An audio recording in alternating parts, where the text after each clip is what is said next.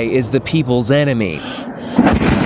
Huge explosions in Kyiv overnight, the Ukrainian government claiming their air defenses struck down Russian missiles. This residential block on the city's outskirts was also destroyed. In the town of Zhytomyr, a similar fate. I hope that my wife was dead fast. That in this moment my wife in heaven and everything was perfect in her life. Yet Ukraine's president Volodymyr Zelensky remains defiant. We are beating them off. Our soldiers, our border guards, our militias, he says. Even ordinary farmers are capturing Russian soldiers daily, and they all say the same thing. They don't know why they're here. Captured Russian soldiers like this young man. When these Ukrainians help him call his mother, he bursts into tears. It's a fiery resistance that's stunned Russia and the world.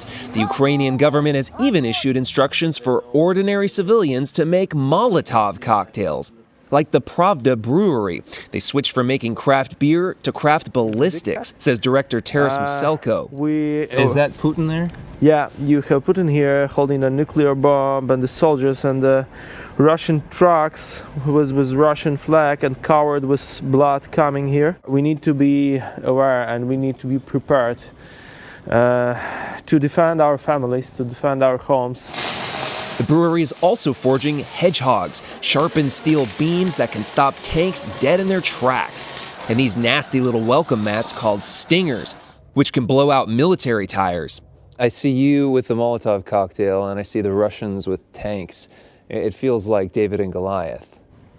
Yeah, actually, we have World War III here now in 21st century, and we stand against the huge army, but we will stand to the last. Among those standing, Ukraine's newest recruits. Just a week ago, few Ukrainians expected Russia would actually invade. Now they're the ones pulling the trigger. And despite Ukraine's resolve, Russia continues to tighten the noose, specifically in the south, as it tries to cut Ukraine off from all of its seaports, not to mention critical supplies. Vlad, Anne-Marie? And Chris, you're joining us on the phone right now. How does Russia's annexation of Crimea in 2014 factor into the military targeting of Ukrainian cities all along the Black Sea?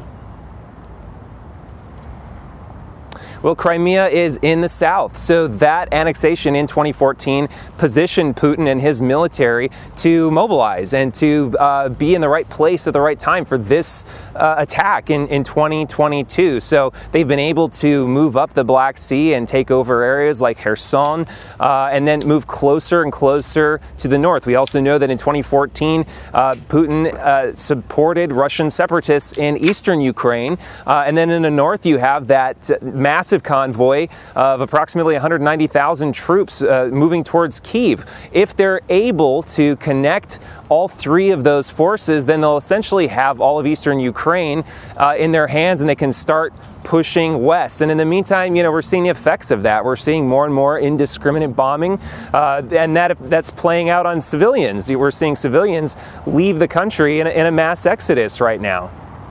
And you are in Lviv, which is about 60 miles from Poland's border. What have you been seeing in the last 24 hours? Well, we're seeing that mass exodus take place. According to the United Nations, more than 1 million refugees have already fled across Ukraine's borders, so that's into countries like Poland. But that is just the tip of the iceberg, because the European Union expects that more than 7 million people will be displaced in total. So that's millions more who are internally displaced. And so they're coming to places like Western Ukraine, like here in Lviv, to seek shelter. But that means separating from family oftentimes, because the women and children are able to seek shelter, or they're able to leave the country, while the men have to stay behind, because anybody between the ages of 18 and 60 has to be available for military service. All of this is leading towards a growing amount of hatred for Vladimir Putin, and it's going to make it extremely impossible, according to military analysts, for him to hold this territory over any long period of time, as the Soviet Union learned in Afghanistan, as the United States learned in Afghanistan. Afghanistan, if you don't have the support of the locals, especially over a vast territory like Ukraine, I mean, there's more than 40 million people here,